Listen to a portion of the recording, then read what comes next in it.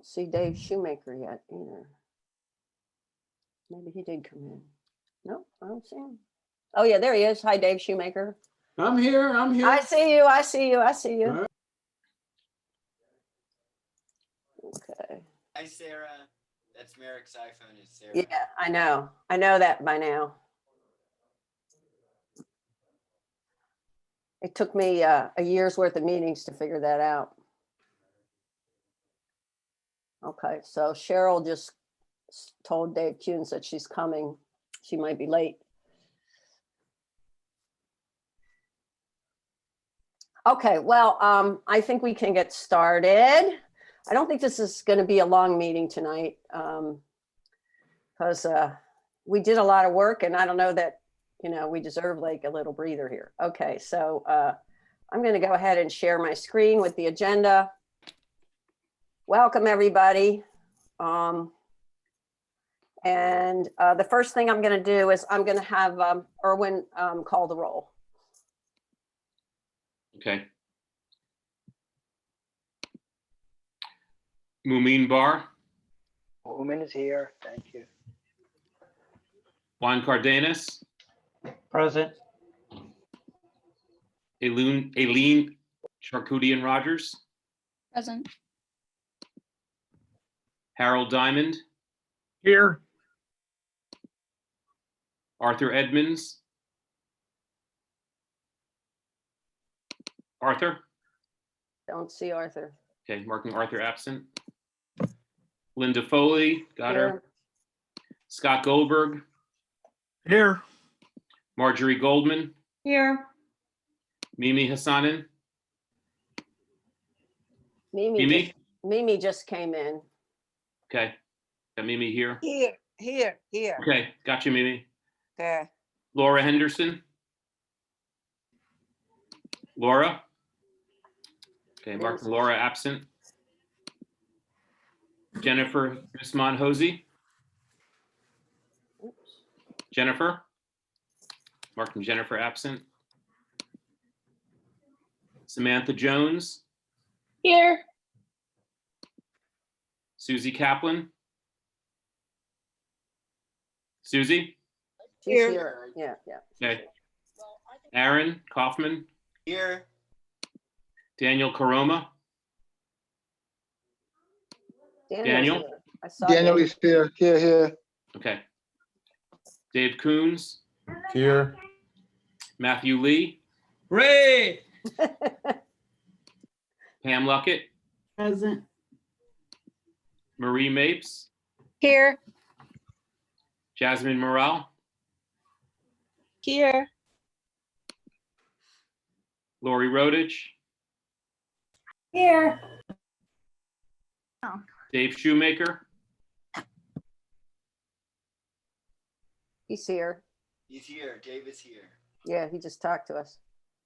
Okay. So Greg. Sarah Wolick.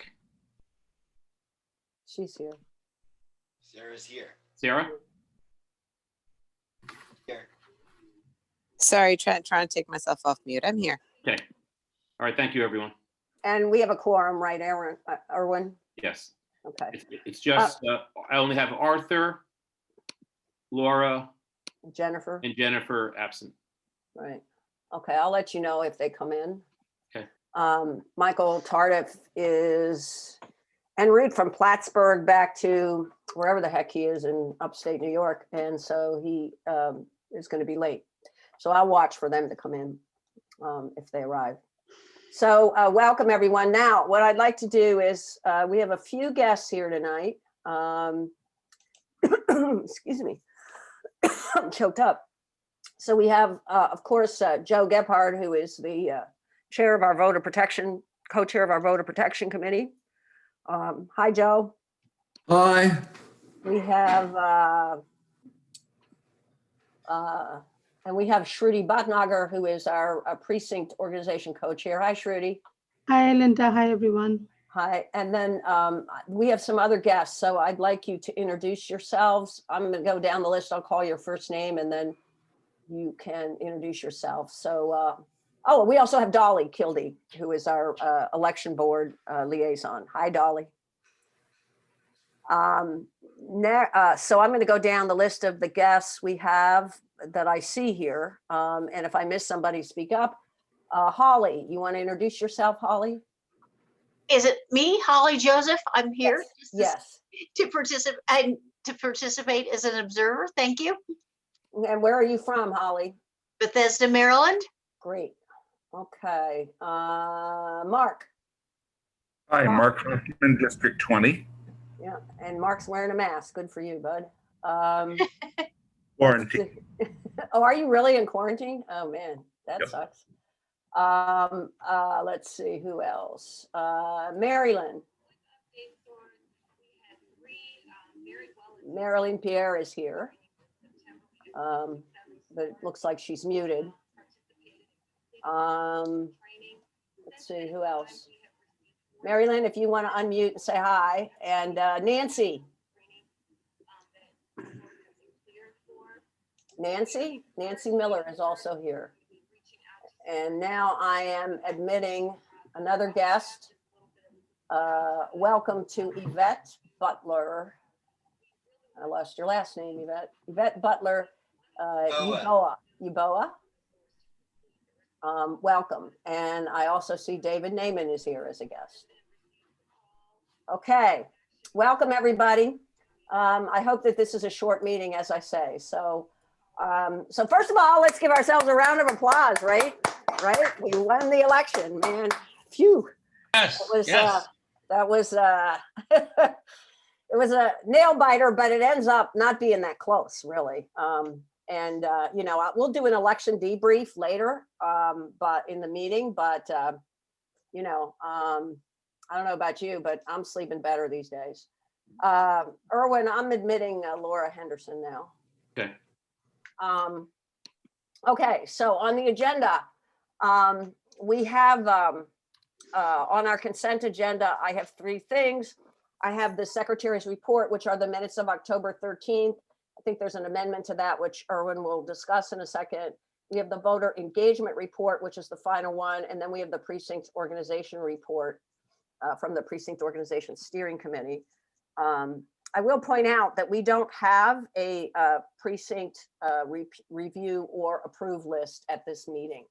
A lot of that is because of the timing, right? So anyway, Erwin, do you want to talk about the change in the minutes or the correction to the minutes?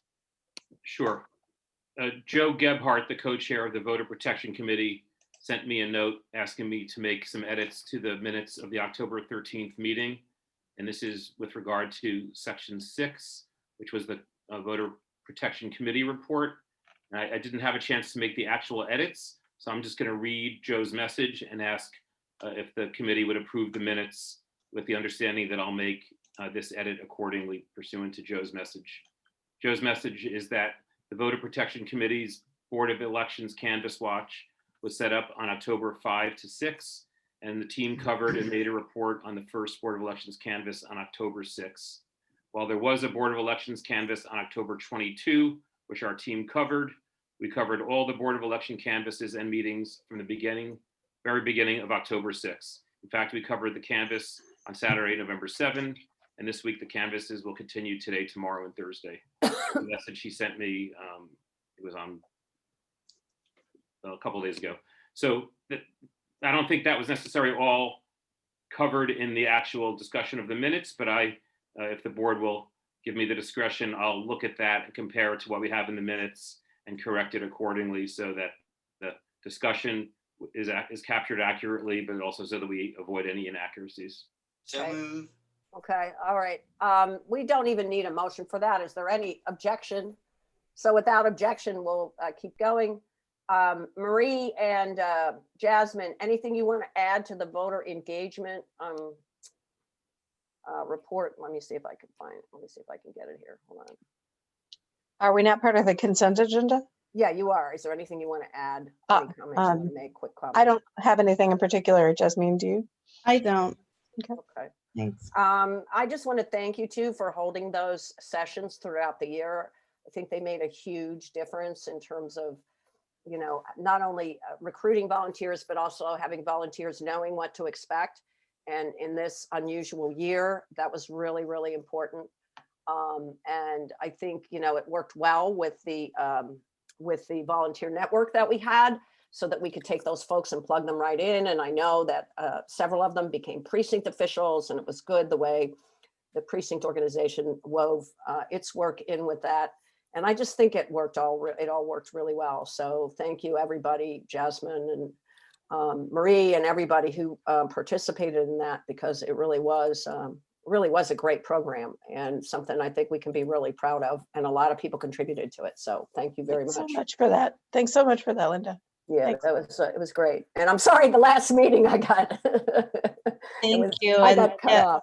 and also, yeah, Laura definitely also, and Sam. a big Right, part of it too. right. Yeah. Right. So yeah, thanks everybody who was involved in that. And you did a good job also of switching it up. As soon as, you know, we knew what we were dealing with the COVID, you made it work virtually too. So that was terrific. Dave or Shruti, is there anything you want to add to the precinct organization report that we have on the consent agenda? Not for me. Okay. So you all received that report as well. Okay, so now we have the consent agenda. I will take a motion to approve the consent agenda with the change in the minutes. Is there a motion for that, to that effect? So I move. Okay, moved by Mimi. Is there a second? Second, Aaron. Seconded by Pam. Any discussion? All in favor signify by saying aye. Aye. Aye. Any opposition? Okay, great. Now let's move to the treasurer's report. And I'm going to ask Dave Kuhns to share the treasurer's report with us, if you would do that, Dave. Sure. Do I have, I just gave you sharing ability, so thank you. there you go. All right. Great. So our committee's current assets, we have almost $4,000 in the non-federal account. We ended the election with $30,000 in the federal account, and then some change in the admin account, totaling $34,000. We also have $15,000 in club funds. You know, I think we had, and then I working on some reports. Our next federal report is due in just 2 weeks, covering everything since October 15th. And then our state report is coming up on November 17th. So I think that's just 1 week. That covers everything. Basically the month of October and then November. So that's really my priorities. I think I'm, you know, I feel pretty happy with where we are. We had, I think, thanks to everyone who helped with all of the merchandise, we were able to make a significant contribution of, you know, our own race funds to the sample ballot instead of relying just on elected officials' contributions. And, you know, that obviously made a, you know, huge difference. And, you know, I think we're, you know, at a reasonable place after a big national election. So that's my report. Okay, thank you. Dave, I have a question, if I may. Go ahead, Aaron. I just want to make sure I read your email correctly. I think we have something like, I could have gotten the number wrong, but something like 34,000 in expenses left, or some substantial amount. Is that to the, how much is it? Is that to the printer for the sample ballot? Could you just elaborate on the expenses? No big expenses outstanding. We have $34,000 in our bank account. Oh, okay. I guess I got confused. That's very good. I thought we had a big expense outstanding. Okay, I'm glad we don't. Yeah, so to your question, Aaron, the sample ballot costs were roughly $13,000 for the printing. And this was, you know, the card that we put out that, you know, wasn't a traditional sample ballot, but $13,000 for the printing, $52,000 for the mailing, and roughly 6,000 for the mail handling. So you have to pay the mail house something to put that together. That was roughly 6,000. And then we had very minor design expense of about $400. And the whole thing came to about $72,000 in terms of getting that out. So And later in the meeting, I want to see what the reaction, not during the treasurer's report, obviously, but I hope it got good reviews. I'd like to hear about what people thought of it later. sure. Yeah, sure. I'll be happy to talk about that. The short answer is it got good reviews, but we'll talk more about that when we get to the part about the election debrief. Linda. Okay. Yes. Go ahead, Harold. I saw somebody post something as they came into the room just now, and she said that she was at a meeting regarding Georgia. Yeah, Well, we'll get to that. We'll get to that. We have some information on that. I don't see it on the agenda, so I just want to make Well, sure. it's under the election. We'll do it under the election follow-up. Okay, In fact, it'll be the main part of the election follow-up. good, because I'm getting questions where to send money, Yep. to whom, and Yep, things yep. like that. Yep, exactly. So we'll get there. Okay. Any other questions on the treasurer's report? Okay. Linda, Yes, go ahead. or should I just wait? I just wanted to acknowledge Dave for logging in all those signs. Yes. So yes, that's right. So we had thousands, literally thousands of contributions of $5 that had to all be reported. Now, NGP logged a lot of those in, but we also took some money in, on the street, as I call it, at the office. So the signs were really something to deal with. And that allows me to give a big shout out to Rochelle and our office volunteers who worked tirelessly on that. And also to Dave Shoemaker, who helped us organize, did a tremendous amount of work helping us organize the deliveries. We delivered 7,000 signs across Montgomery County, which is, and it's all volunteer, which to me is phenomenal. We ended up selling about 7,500 signs, just a shade shy of that, but not selling, I'm sorry, taking contributions in exchange for the signs and the delivery of the signs. But we ended up delivering nearly 7,000 of them. And we had some delivery problems, but not that many, considering how many we delivered and how, that it was an all volunteer force. And it was really great, actually. So just on the signs themselves, we ended up netting about, we ended up netting around $28,000, I think, something like that, $27,000, something like that on the signs. The signs cost us $12,000 and we made over 33,000. So I didn't do the math right, probably, but anyway, that's what we ended up making on the signs. So yes, as Dave said, that supplemented it. We also had buttons that people made donations for. And I want to also say that we had a big donation drive for voter protection in which we collected nearly $10,000 to help us with voter protection, which was also very, very good. These are all small dollar donations. We had a few, 1 or 2 or 3 or 4 large dollar donations. But for the most part, whatever we collected during this election season was small dollar donations. And thousands and thousands, literally thousands of people now have made a donation to the Central Committee. And, we need to figure out how to engage those people more as we go forward. So all of that, I think, paid off in a lot of ways.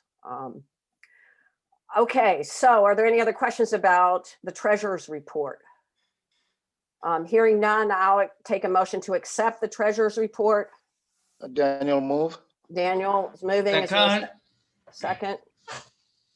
Who just spoke up? Matthew. Matthew, thank you, Matthew. Matthew seconds. All in favor of accepting the treasurer's report signify by saying aye. Aye. Aye. Aye. Okay, Aye. thank you. Opposed? Okay. No opposition. Now we're going to move to the Finance Committee report. And I'm going to call on Dave Shoemaker. I'm going to try to put it up here on the screen, Dave. And would you want me to put this up, or do you want me to put up the monthly cash flow, or both? Oh, gosh. The cash flow, maybe? Sure, we Okay. can put up the cash flow. Actually, what I was going to say, sort of tagging on to Dave Kuhn's report, is that if you look at the budget that we adopted back in June, it projected a net assets as of the end of October of something like $56,000. So you can look at that a couple of ways. One is that we're some $20,000 under what the projection was, but keep in mind that in June, when we adopted that budget, we had no idea of all of the campaign related activity that we were going to get into. And so the fact that we have emerged from all of that activity that was generated really on the fly, an incredible amount of work. The fact that we've, we had a good balance starting out. We didn't quite break even on all the activity, but we had enough of a reserve to fund all of that we did. We still have a good positive balance, as Dave has reported, even though it's less than what we had projected at the present time in our budget. I think it means that we will need to think hard about our fundraising going into 2021. But as Linda has pointed out, the fact that we engaged so many voters, so many volunteers, so many contributors over the past couple of months, I think gives us a real base to build on to keep our finances strong going forward into 2021 and getting ready for the 2022 campaign, which is, I think going to be our next major thing. So that's sort of a narrative summary of how we see the situation from the Finance Committee's perspective. Does anybody have any questions? Well, thank you, Dave. And also thank you for your work on the signs. The signs. The signs were great. I can't tell you, in the shutdown, my wife and I take lots of walks through the neighborhood, and I'm always pointing out, oh, there's one of our signs, there's 3 of our signs, and they're all over the neighborhood, and it's wonderful. Right. Yeah, it is cool. It's really cool to see them everywhere. So, but anyway, yeah. So I think that shows us that a couple of things, and Michael Tardif isn't on this call either, but yet he's on his way, I think. But I would also like to point out that the newsletter, and the fact that we at the beginning of the year expanded our newsletter to 46,000 people. Because we were able to dump into our newsletter database the list of volunteers from the state party in Montgomery County over the last 2 election cycles, and donors and everything else. And being able to expand that list made a huge difference in terms of the way we were able to quote unquote advertise those activities, and that made a huge difference as well. So I know Rochelle, who's on this call, but she was just like, I'm sure when she went to bed at night, she dreamed about signs, because that's all we were doing is the signs. And they were coming in and people calling because they didn't get them and da. But we had a great volunteer crew in the office too, who helped us a lot with it. So it was all really, really good. Just a really good experience, left me with a really good feeling. Okay, so. I'm sorry, Go ahead. Linda. Go ahead. Go ahead, I Dave. see in the chat, Laura posted something about having a quick question. Oh, yeah, go ahead, Laura. I'm not sorry. sure if that's me or Dave Kuhns, but anyway, yeah. Go ahead, Yeah. Laura. I'm sorry, it's David Schumacher. I was just going to ask the follow-up question as to whether we had any outstanding donations from local politicians for the sample ballot. I didn't know if all of the contributions from politicians for the sample ballot had already come in. I think Linda or Dave Kuhns are probably better positioned to answer that than I am. I don't know. Yeah, well, from the, I mean, the problem with the sample ballot in terms of the politicians, you know, the candidates, I'll say the candidates contributing is there weren't many candidates, right? So all of the federal candidates except Biden campaign didn't give us anything, but all the federal candidates did contribute. We did get some money from a couple of ballot question committees who also contributed the maximum amount they could contribute. And we got quite a few donations from our state senators who all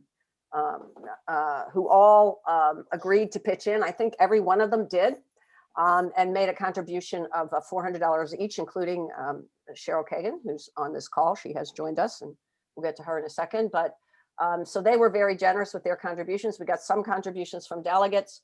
We got a little bit of money from the county council. I think we probably could have gotten more money from the county council. They could have coughed up a little bit more, in my opinion, because we worked really hard on the ballot questions.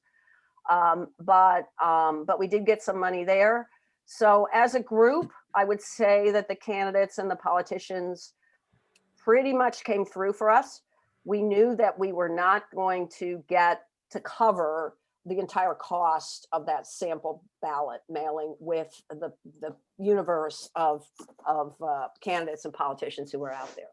So so I think for the most part they came through, and with a little bit of a boost from the ballot question committees, the two state ballot question committees, that helped us a lot. And then we also got a nice contribution from a woman who, her name is Barbara BJ, she goes by BJ Van Victen, and she lives in the Jewish Community Center over on Montrose Road, and she just really was inspired to give us a contribution, and she gave us a nice contribution too, which we were able to use to help us both with sample ballot and with the voter protection stuff that we did. Because remember, we bought PPE for all of the voter protection people, and supplied them with other things to make sure that they could be effective at the polls. So, and I'll talk a little bit about that a little bit in more depth in the other part of the agenda. But so we did have a lot of expenses, as Dave Shoemaker pointed out, that, you know, we were trying to juggle there. But we never, you know, we always were able to pay our bills. And we still are, but not forever. We're going to have to raise more money. So, so we're going to have to do that, and it's not going to be that easy. Okay. Yes, thank you, Erin. It is the Charles E. Smith Life Communities, and that's where she lives. So anyway. Okay, I will now take a motion to approve the Finance Committee report. Is there a motion to approve the Finance Committee report? I move to approve the Finance Committee report. This is Laura. Thank you, Laura. Is there a second? Second, Moomin. Thank you, Moomin. Okay, is there any further discussion? Hearing none, all in favor signify by saying aye. Aye. Any opposed? Okay, no opposition. All right, I'm going to go back to the agenda and see where we are. Okay, so that brings us to our guest speakers for tonight.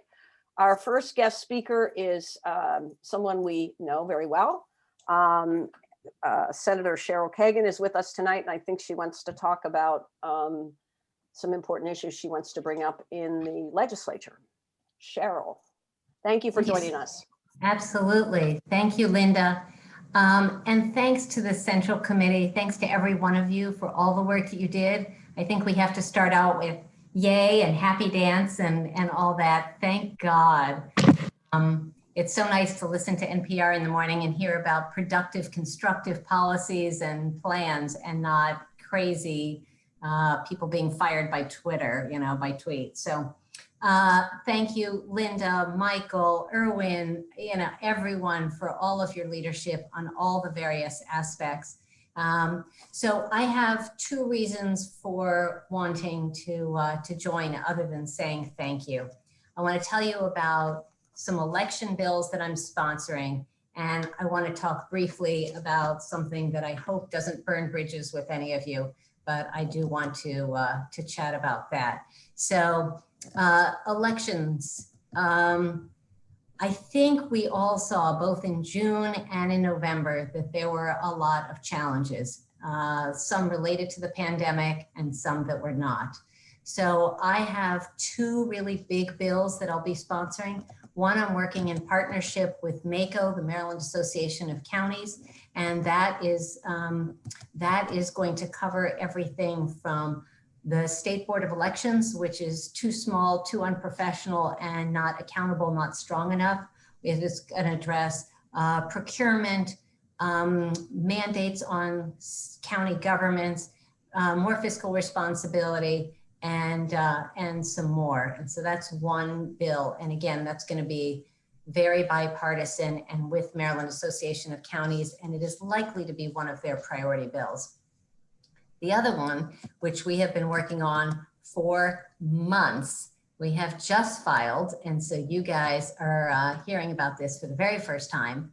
We are doing everything from transparency, which Delegate Mark Corman and I have worked on to require greater transparency in our elections boards. We have passed legislation each of the last few years, and they are still not doing enough to make their decisions transparent. We are going to authorize ranked choice voting. We are talking about candidates debates, simplified ballot language, accessible early voting sites, voting hours, early voting, drop-off boxes, voter privacy, curing, ballot access, precinct level reporting, canvassing. I call it either an omnibus bill or a kitchen sink bill. It is going to be very long and very comprehensive. My guess is that when we come in with 20 different issues or something, maybe only 6 or 8 of them fly, but it will still move us forward, and we'll see how that all goes. The reason I wanted to come tonight is because you all have been very proactive, and we're on the front lines on voter protection, on outreach, on drop-off boxes, on early voting and all that. I would love to hear from any of you, and it can go through Linda, or it can come directly to me with your suggestions, your ideas, or your interest in any of the things that I just ran down super quickly. There is not a draft bill. I just filed it. It's going to be several weeks before our overworked bill drafters have anything that I can post and share. But I encourage you to engage with me and to speak out. I have been working with Common Cause, League of Women Voters, NAACP, Disability Rights Maryland, PIRG, a lot of the sort of government transparency, voter access organizations. But obviously, as a lifelong Democrat, I want to make sure that I am working with and listening to you all. So you guys have a long agenda. I don't want to talk for a long time, but before I go to the other issue, let me just see if there are any questions or comments or any other information that anybody wants. Anybody have questions or comments for Senator Kagan? Laura Henderson. Thank you so much. This is very exciting to hear about this. And one question that I've had on my mind is if we can legally get rid of the distinction which confuses many voters about absentee and mail-in ballots. I'm sure you've had many of the same conversations we all have. Voters are very confused. Thank you for the question, Laura. And before I speak to that, let me just tell you, with respect, one of my least favorite things is being called a politician. I dare virtually any of you to use the word in a complimentary way. you know, she's such a hardworking, dedicated, and ethical politician. It's like, it's never happened. So just for whatever that's worth. So our elected officials, our candidates, our legislators, you know, public servants, whatever. The question of absentee ballot is confusing to people, especially since Maryland changed the law many years ago to allow no excused absentee voting. So you don't actually have to be absent. So we renamed it in the law. Senator Hester and Delegate Julie Polakovich-Carr had that legislation to rename it mail-in ballots. There are a lot of people who still call it absentee, but in the law, it has been changed to mail-in ballots, and we're trying to get people to describe it that way. And that was when we also enacted my legislation to make sure that return ballots and return applications are postage paid. I think Daniel Caroma has a question. Yes, Senator Kagan, I have a suggestion around early voting site. As you know, all the fights we've been having, and again, just want to thank David Naiman and all the board of I want to see election members. Daniel's face. He's not here with me. Wait, Daniel, where are you? You're here. There he I'm is. in a shared space, so that's why I'm trying to be careful not to. There we go. Hi. Hey, Senator, Hello, my you friend. shouldn't be interrupting Good. Daniel when he's saying nice things about me. Yes, thank you, David. I hear your voice. I don't even have to know that it's I knew you. David would speak up for me. But Senator Kagan, I'll send you my proposal. I think it should be supported by most people, because if there's anything we need to expand, in terms of our democracy, but also expand or make it easy for people to vote. So Totally agree. there shouldn't be a fight between two locations or adding two locations going into the next election cycle. I believe we should add both locations to make it more easier. So I'll send you the details, and then, I will be eager to hear. Let me tell you that, so I have participated in every state Board of Elections meeting and listened, as David Naiman and the rest of the county board knows, too many hours of local board meetings. And while David Naiman is on this call, let me just say, as Democrats, we are very lucky to have his voice and his leadership and his conscientiousness on our county board, because he fights a lot of hard battles. And Jim Shalik is the Republican chair. He has been thoughtful and willing to listen, but sometimes things come down to party, and David is able to persuade and win a very disproportionate share of the issues before that board. So thank you, David.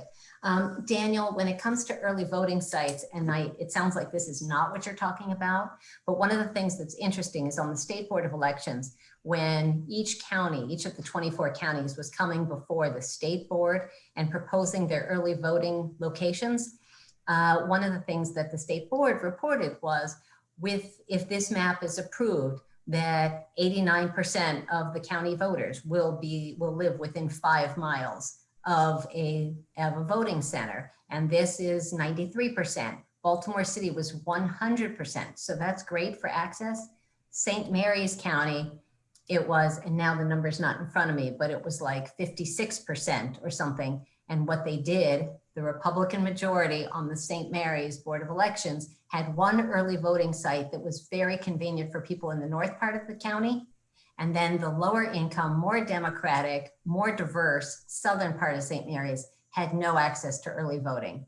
Nothing that was mass transit, nothing that was, a bus route, and nothing that was nearby. That was an outrage, and the lines were really long. So there are issues around that is part of my legislation.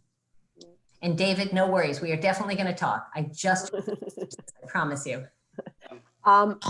Aaron Kaufman has a question.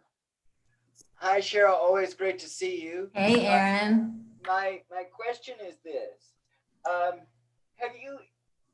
We are the minority in the Board of Elections, despite the fact that Republicans make up 16% of registered voters. And so have you thought about making the composition of local boards of elections based on majority registration, so that our friends in Carroll County can always have Republican majorities and we can have Democratic ones? So thank you. I was about to say the whole, what is it, ragu or prego, it's in there. So I want to, so am I addressing majority, the definition of majority? Yes, it is in both bills, different. The majority in terms of the state board, we are proposing that it be significantly larger, that there be expertise on cybersecurity, procurement, disability access, and more to make sure that we have the right people in the room at the right time while increasing transparency and accountability. And I believe that elections should not, should be the one board and commission that there shouldn't be a thumb on the scale. It shouldn't depend on who is the governor of the state. At the State Board of Elections, my proposal, and we'll see if it goes any, if people like it, that the Democratic and Republican representation on the board be equal, and that there even be one member who is unaffiliated, so that the board can make decisions about voting locations and policies that is devoid of partisanship. I think we need Marylanders to have confidence in the voting and the election process, that it be untainted by partisanship. I think we do our partisanship during the campaign, but not during the beginning part of the infrastructure and logistics, and not at the end part with the counting. So Aaron, I'd love to talk to you more about that, because I do address it in both bills.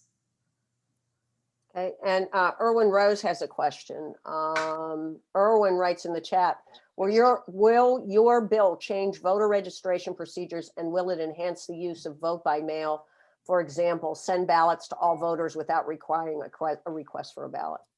So Erwin, thank you for the question. As you all know, in June, because of the pandemic, and in April in the 7th Congressional District, to succeed, to elect Elijah Cummings, our beloved Elijah Cummings successor, there were mail-in ballots. People were sent the ballot and then they returned the ballot.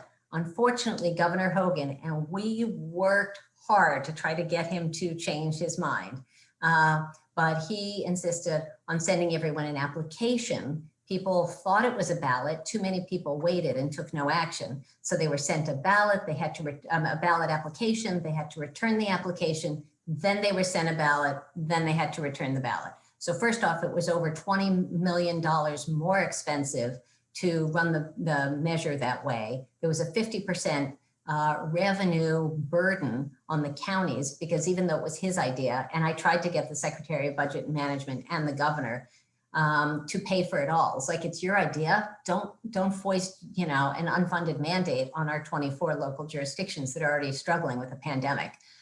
They said, thank you very much, but no, they should pay half. So I think it was a bad idea. I think this will be something that leadership, the Senate President and the Speaker will be deciding whether that's the direction of that the state should take. That is not a part of my bill. It felt like it was further up the food chain. Just kind of as a follow-up to that, do you think that like drop boxes and that method, do you think that's here to stay? So I had legislation 2 years ago mandating drop-off boxes, and they said, you know what, we don't need the legislation because we're going to do it. Props to District 17's Rockville, which had one very early and which generously allowed us to use it again this year. And it's very popular. And in Rockville, early numbers, and David Naiman can speak to this probably better than I can, but Rockville's drop-off box had some of the highest numbers in the entire county because it was easy to drive through and you didn't have to park and get out of your car and all that. And so I think people like drop-off boxes. I call them drop-off boxes, not drop boxes, so as not to confuse people with the app. But drop-off boxes are convenient, and it gave people the security of, I don't have to worry about the post office. I can put it from my hand into a place that is video monitored 24/7, where it's going to be picked up twice a day by bipartisan teams with security and brought directly to the Board of Elections. I think that's a pretty good story, and I think they will continue. We've also already paid for them. They're super expensive. Right. We now own them, and we're paying for storage. So yes, I think they're here to stay, Linda. Good, because I think that, just from the calls that we got in the office, which was a lot of them on this issue, that the drop boxes were the preferred method of choice for people, especially during COVID, right? Yep. I agree. And, you know, there was a lot of angst about the post office, but you know, we could securely and safely tell people, if you put it in the Dropbox, they got it. Right. You know, Exactly. they got it. Don't worry about it. They got it. Exactly. And I think they were, you know, I think that's a really good, and we started calling them outdoor ballot box. Just like the Okay. ballot box, just There like you the go. ballot box, right? You There just you use go. the ballot box. So it looks like there's another question. from- Yes, Laura Henderson has a question. She said, you mentioned that your bill would authorize ranked choice voting, and I was wondering what would be the earliest that we'd have ranked choice voting if your bill passes? Thank you, Laura, for that question. So ranked choice voting, or RCV, is a method of voting that I suspect this group of political experts and insiders all know, but I'm going to do a 2-second tutorial just in case. But rather than picking one candidate for, let's say, President of the United States, Democratic nominee. So rather than just picking your first choice, and that's your only choice, you could rank, you know, this is my first choice, but if she or he is not successful, then this is my runner-up, second choice, here's third, here's fourth, and all that. We, Delegate Eric Lukey and I introduced it 2 years in a row. We have a lot of support on the county council, the county executive, and the delegation last year in 2019 approved the bill unanimously in the Montgomery County House delegation. Unfortunately, it did not move out of the Ways and Means Committee. So what we want to do is authorize Montgomery County, and this bill would authorize any local jurisdiction that would like to implement ranked choice voting to do so. It is spreading, it is working, and there are a lot of people who really like that aspect of democracy. So I'm a fan, but it's not going to happen anytime soon, because first off, it has to pass in my bill. Then it would come to the county. The county council and executive would have to implement it, and then there would be a process to roll it out from there. So definitely not for 22 would be my guess, but you know, it depends on the vigorous support we would get from you know, not only in Annapolis, but then in Rockville. At the Right. So, thanks, Cheryl, for coming tonight. This is really, really good, and it's very timely for us. And you know, I think I can speak for the whole committee and say that we really want to partner with you on this, and you know, make sure that these reforms get done. So you need to keep us posted. Let us know what we need to do, and you know, and come back anytime. Thank you. So before I leave, though, I did say I had 2 other things. Oh, I'm sorry. Go ahead. That's quite all right. So this, I don't want to leave on a sour note, because this was such a dynamic and productive conversation. But I am known for being really direct. And those of you who have known me for a long time might chuckle, because you know that I don't sugarcoat things. I'm going to express my disappointment with the Democratic Central Committee and I know that Mary Lynn is on this call. The Democratic and Republican parties have for decades always endorsed the sitting judges. The whole principle of making them nonpartisan is to remove politics from the bench. And I love Mary Lynn, and she's a constituent and she's an activist. And I went before my Senate colleagues and endorsed her before the Senate Executive Nominations Committee for an appointment that the governor made. So I'm a cheerleader, but there is a process. It's thoughtful and long and comprehensive and thorough and inclusive and collaborative. And I don't believe the judges should run for election. I co-sponsor that bill every year. I think they should not be on the ballot. I hate them raising money from the lawyers who appear before them. But unless there's a scandal, like the 2 to Tango or some of the scandal, we've had rare scandals, and then they have not run again. I think there is a blank check and a rubber stamp, and both parties should always endorse the sitting judges. And I was disappointed in my Democratic Central Committee that you guys for the first time broke with history. I understand personal relationships. That is often what politics is about. But I think you guys made the wrong call. And I think it would be insincere and disingenuous on my part for me not to take this opportunity to just put that on the table. And I know that a bunch of you would disagree with me on that, but that is my opinion. I did a mailer laying out my views on the ballot measures and the sitting judges, as well as Biden, Raskin, Trone, and others. And I feel strongly, and I believe in democracy. I think Mary Lynn worked very hard, and I know she's going to stay active in the community, but the principle of the sitting judges should be returned for future years, in my opinion. Happy to hear your comments. Madam Chair, Yes, Susie. the Central Committee does not endorse sitting judges. We don't endorse in. I don't know who's speaking. I don't have a Susie face. Kaplan. Susie Kaplan is speaking. Hi, Susie. Susie Kaplan. We don't endorse in the Board of Education race or in the judges. So traditionally, you're right. There has never been a Board of Education endorsement because it's a nonpartisan election. The contrast in the sitting judges is that both parties endorse. And We did not endorse. this year you did. No, we did not. 100% in the past, the Democratic and Republican parties have always endorsed the sitting judges. This 100%. year we did not endorse sitting judges. We endorsed Susie, no one. in the chat, Dave Kuhn says the committee has always endorsed the sitting judges in the past. I can tell you if you pull up literature, 100% guarantee. I'm talking about this year. I realize that. That's why I'm speaking. That's why I said I was disappointed that this year you broke with past practice.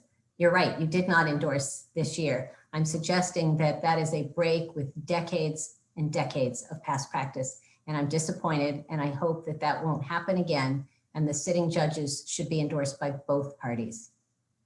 Yeah, well, I would just like to push back because I'm also very direct. Please, And I would do just that. say that I think that the whole process for election of circuit court judges is crazy, stupid, and it does not inspire any kind of confidence from the voters. It looks like a total inside job, and it needs to be more transparent. It needs to be, the nomination process needs to be more open, and there just needs to be more information to voters. And I would hope that our legislature takes a look at that and changes that process. So thank you, Linda. Everything you said, or most, I wouldn't say stupid, but I try not to call names. But I think you missed when I said that every year I co-sponsor the bill to not have elections for the circuit court anymore. I think it's a bad idea. I think it's not transparent enough. I think people are confused. I don't think they feel informed, and it's hard to debate this case or this issue, and they're not allowed to give their opinions. It's awkward. It's awkward is the very best word I can use. So I agree with you. There should not be elections, but until we can get that fixed, I believe that we should be out of politics by both parties speaking up. It looks like Yvette has something too. Well, but Yvette is not on the central committee, so. Oh, sorry, Scott Goldberg. Yes, Scott has a great question. Okay. Go ahead, Scott. So is there any possibility that the number of signatures required for citizens to get a question on the ballot would be increased, at least for Montgomery County in the future? Scott, thank you for that question. Yes, and it's the make Robin Ficker have to work harder. I talk all the time about, one person sitting outside a Giant for, a couple of Saturday afternoons should not disrupt our entire electoral system and add a ballot measure. So I totally agree. I am going to sponsor that constitutional amendment. I have already talked to my chairman and the Senate president about it. There is a tradition, and I've talked to Council Member Evan Glass, who I think is going to be the driving force or one of the driving forces on the county council. So I am the sponsor of that constitutional amendment, but traditionally we do not sponsor and pass constitutional amendments in odd number years. So it will not come up in 21. It will come up in 22 to then be on the ballot in 22. And what we're struggling with now, and I'd be happy to take anyone's thoughts on this offline if you like, is whether to make it a local Montgomery. We can't make it a local Montgomery County bill. But if it's statewide, people see it as a Montgomery County problem because of Robin Ficker. And are other people really going to care about fixing our problem? So we've got some time to work on it. but we've got to figure out what the language should be and then get it done in 22, have it on the ballot in 22, and then make sure we get it passed. So great question. Thank you. So there's a lot of work to do on that then, I think. There is going to be a lot of work on that. So I have to jump, you guys, but I'm so grateful. Well, Yvette did have a question. Yvette Butler did have a question. Hey, Yvette. So I'll let her ask her question. Yes, Cheryl, sure. How are you doing, Cheryl? Hey, how's Hillary? Oh, she's doing great. And she was wondering how you were doing, and so She's the best. Will you tell her I send a hug? I will. So they're talking about Hillary, my daughter, who actually shadowed Senator Kagan, which was wonderful. She did. She's terrific. The only thing I wanted to have a comment, and Cheryl, thank you so much for your candor as far as, save for the sitting judges, but I thought we had a primary, and a primary, the Democratic voters should be respected as far as what they voted in. And I think that with every election, whether it's partisan or nonpartisan, if the Democrat, if you're going to do it, you should do it based on what the people of the primary have said. And so I would not endorse the sitting judges, especially when you start looking at some of the records of the sitting judges. And so when the people of the community, that's like disregarding and truly not allowing us to have a voice. When if you say you're going to endorse the sitting judges, especially when in a Democratic Party and in a primary election, why would we even have them on the primary ballot then if we're going to allow people to decide who they want? I think and I was very disappointed because the Montgomery County Democratic Central Committee actually did not endorse the top 4 Democrats or the top 4 folks who were selected on the Democratic ballot. And that's how it should have been, because if the people have spoken, we should not be disenfranchised when it comes to the general election, which really happened when they did not endorse what was selected at the primaries. So that's the only comment I want to make. Thank you. Sure. So thank you, Yvette. I will just say briefly, and it looks like Pamela Luckett has said something. So this is not my area of expertise in terms of the length of time or the process of the judicial elections. As I said, I know our history and our tradition. In terms of the Democratic versus Republican primary and all that, I told my Republican colleagues and friends that I thought, and in my very direct way, I thought the biggest mistake they made, and I was offended by stickers that some people put on that said, support the Hogan judges. There aren't Hogan judges and O'Malley judges and Ehrlich judges. There are Maryland judges. And I think once we start making things partisan, it's too easy. If the Republicans do it, then Democrats make it partisan and all that. I think the parties need to be out of judicial elections, and I think judicial elections should be no more. That is my position, and that is my hope, and that is what I will continue. And Susie Kaplan said the judges have no party. Amen. I agree with you. So Aruna Miller, Aruna, hi dear. Okay. All right. Good to see do you friends. Do you have another issue, Cheryl? Do you have another thing? Nope. I really came on for elections and to say thank you to all of you. Perhaps in the future, if I had known you were going to bring up the judges, we could have talked about it and had a discussion about it. I would have been a little. It's all good. It's all good. I don't mind taking questions, and I don't mind when people disagree with me. Okay. As Democrats, we can disagree disagreeably and respectfully, and that is something we have not seen from this White House, and that will change. So well, anyway, thank you for coming. Keep us posted on your election bill, okay? Thank you. I will. Take care. Bye, everybody. See ya. Thank you. Yeah, okay. Next, we all have another guest speaker. And he too is going to talk about something that's coming up in the next legislative session. Looking forward. Vinny DeMarco's here. Many of you know Vinny. I've known Vinny kind of in a different life when I was in the union movement. He and I worked on an issue of health insurance for the Gannett newspapers a long time ago, like a lifetime ago. And so now he's working on the same sorts of issues here in Maryland and being very successful. And Vinny, you have an issue you want to talk to us about that's coming up in the legislative session. Welcome to the Central Committee, by the way. Well, thank you, Linda. And I appreciate this opportunity. I'm a big fan of yours, Linda, for many years. And I see you're doing a great job here with the Maryland Democratic Central Committee. Let me just say first that thanks to unanimous support from your delegation, the legislature, including Senator Kagan, Maryland has made tremendous progress in implementing fully the Affordable Care Act and making it better than almost any other states. We enacted last year 2 laws. One is the first in the country allowing people to check on a box if they're uninsured at tax time and thereby get insured if they're uninsured. And that's gotten thousands of people uninsured who were previously uninsured, the Easy Enrollment Program. And the first in the nation Prescription Drug Affordability Board, which is going to do something to make prescription drugs more affordable in our state. And I really appreciate the strong support of Montgomery County. You know, I've been working on public health and issues for a long time, and I'll never forget in 1988, we passed the first in the nation ban on Saturday night special handguns. The gun lobby took it to referendum, spent $8 million. And right before the primary, the election, when it was on the ballot, I said to our pollster, I think we're going to lose.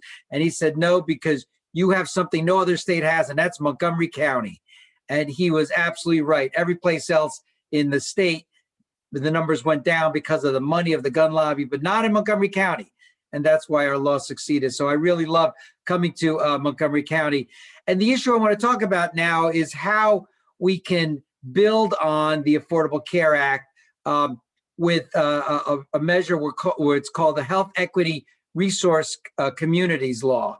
And as some of you may know, in 2012, Governor O'Malley and Lieutenant Governor Brown created a program to reduce health disparities called Health Enterprise Zones.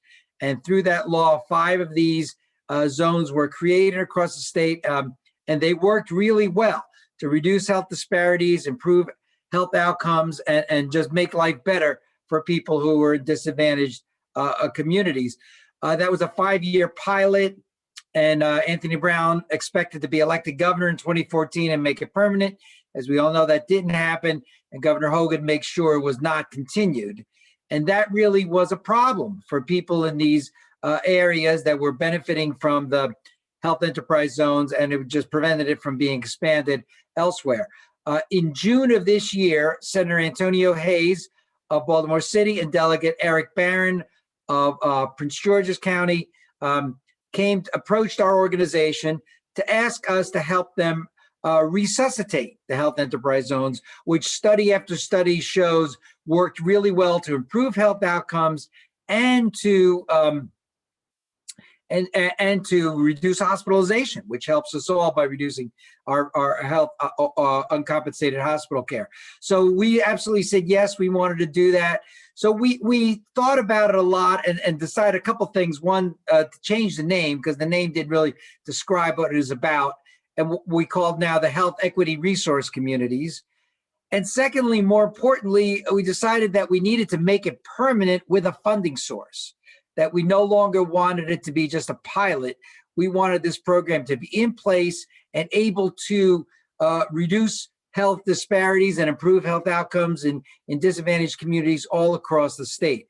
And we know that in this COVID time with tough budgets, it's going to be very hard to get substantial amount of money for a new program, which is why we concluded we needed a new funding source. And we are proposing as part of this measure a 1 cent increase in the state tax on alcohol, which is now at 9 cents, and to take it to 10 cents. Aaron Kaufman is on his line. He worked very hard at Imali Hawk in 2011 to increase the alcohol tax in Maryland from 6 cents to 9 cents, which has reduced underage drinking and drunk driving in our state, and is a really good law that helped make our state better. And the money from that law helped to fund the early health enterprise zones. But now, one of the reasons the state legislature picked 9 cents is because that's what the District of Columbia alcohol sales tax was in 2011. But they have since increased their alcohol sales tax to 10 cents and use the extra penny for healthcare. So we're proposing to do the same. And we have had people say, well, what about the bars and restaurants that are really hurt by COVID? So this proposal would delay for 2 years the tax on alcohol bought to drink in bars and restaurants. Liquor stores are not suffering. I know you have a different system in Montgomery County, but the rest of the state, they're not suffering, and the tax would not really hurt them much at all. But the idea is that it would raise $14 million in the first year, the first $1 million going to help prevent drug and alcohol abuse around the state, and then the rest into these health equity resource communities. And after that, it would raise $23 million a year when it's fully implemented. And the way the law would work is the money would be available for grants and tax credits and other ways to help these communities, but the people have to apply from all across the state, and a lead organization like a hospital, a health department, or a federally qualified health center could gather community leaders together and apply. And the application has to show, one, that they're working to help an area that is disadvantaged in healthcare, and two, that they have a smart plan to deal with the problem. For example, in 2012, Annapolis proposed to the community led by a local hospital, proposed to create a community health center in a local public housing complex. And that has worked really, really well to reduce health disparities and improve health outcomes. So, and in St. Mary's County, they needed transportation, so they had a mobile health center. So every community comes up with its own plan. It's a very, very smart way to reduce health disparities. And as you all know, and I don't have to tell you, it is really a serious problem in Montgomery County and Baltimore City, where I live, all across the state. There are areas where health outcomes are just much worse than other communities, usually places of people of color, people low income, and this needs to be dealt with. And we are really pleased to be working closely with Senator Hayes and Delegate Barron to make this a reality. And right now, over 195 faith, community, labor, business, and healthcare groups have endorsed this proposal. This is the first time I'm presenting to a Democratic Central Committee, but we'd love your endorsement, and we'd love to take this all across the state to other central committees also. And there is a web link where you could find out all about our proposal, healthcareforall.com/equity resolution. And I'll write that in the chat, but healthcareforall.com/equity resolution. And you could look up all the studies I'm talking about and the actual document we'd love you to endorse. So Linda, I could keep discussing the proposal or answer questions about specific parts of it, whatever you'd like me to do. I'm muted. Let's take some questions. The people, I mean, Aaron Kaufman, you mentioned Aaron. Aaron is the chair of our issues committee. And, love Aaron. That's where this would come up. I love you too, Vinny. It's a Mutual Admiration Society. So that would be a perfect place for it. Does anybody have any questions about this, or want Vinny to to address some additional aspects of this? I think particularly with COVID, right? Yes. This becomes even more important because we know that disease has had a disparate effect on minority communities and access to healthcare. We don't know this, but that's probably part of the reason why, right? So yeah, I think this is really important. Does anybody have any questions, or are there any comments about this issue? I do, as the chair. Go ahead, Aaron. Go ahead. As the chair of the Issues Committee, Benny, I appreciate the presentation, but we'll actually have to look at the language of the bill before we can make recommendations to the Central Committee. So my question is, did Eric or Antonio pre-file it so that I can read it along with my committee on December 1st? They're gonna pre-file it this week before the November 20th deadline. And when I'm off the phone, I will email you, Aaron and Linda, I will email you the bill as they're pre-filing it. Thank you. Okay. And have you had any discussions with the Montgomery County delegation on the bill yet, or not? We've talked to key members of it. We've been focusing on, this is very unusual for us to be trying to get co-sponsors right now rather than during the session. During the session is going to be so weird. But Julia Palokovich-Carr delegate is on the Ways and Means Committee. So we've been focusing on the key committees, and she's agreed to be a co-sponsor. Oh, good. Yeah, so that I'm very happy about that, and I'm sure others in Montgomery County will also. We just have not had time to reach out to them. Okay, well, we've always kind of led the country on healthcare here in Yes. Maryland, a lot due to your efforts. So hopefully we can continue to do that, because I do think we're, in a pretty precarious time. When it comes to, Obamacare keeps getting whittled and whittled away, right? So. Not in Maryland. In Maryland, it gets stronger Maryland, and stronger. we're good. Yeah, Maryland, we're good. But, Yes. but anyway, so does anybody else have any questions for Vinny? Okay, well, he put in the chat the information, the link to the information. And let me just say that, one of the things that I would like to discuss in the coming weeks here on the Central Committee is, how do we keep people engaged in this time? We engaged a lot of volunteers and a lot of people who weren't otherwise engaged with the Democratic Party during this election cycle. And, one way we can keep people engaged is to get them thinking and talking and acting and lobbying as citizens on issues that concern them. And this certainly is an issue that I think people in Maryland and in Montgomery County are going to be very interested in. And so I would like, at least for us, to have some in-depth discussions and some, some ways to inform the citizens and Democrats about what this is all about. So we'll look forward to doing that in the future with you, Vinny. And Linda, before I go, I did also want to ask you to consider on the prescription drug affordability. I said we passed the first in the nation prescription drug affordability board law, and that law is really great.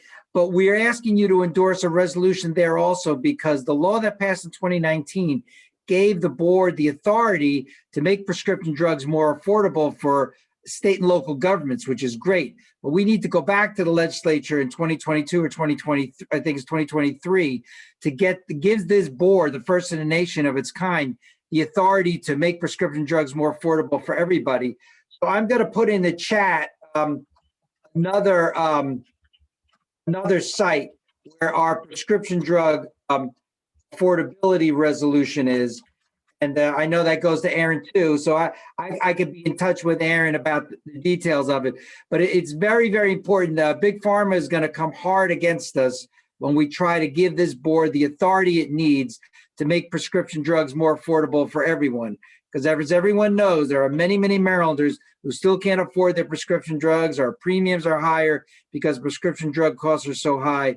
So we'd love your help in getting this done also. So those are our two requests here tonight, that this Central Committee consider endorsing both of these resolutions.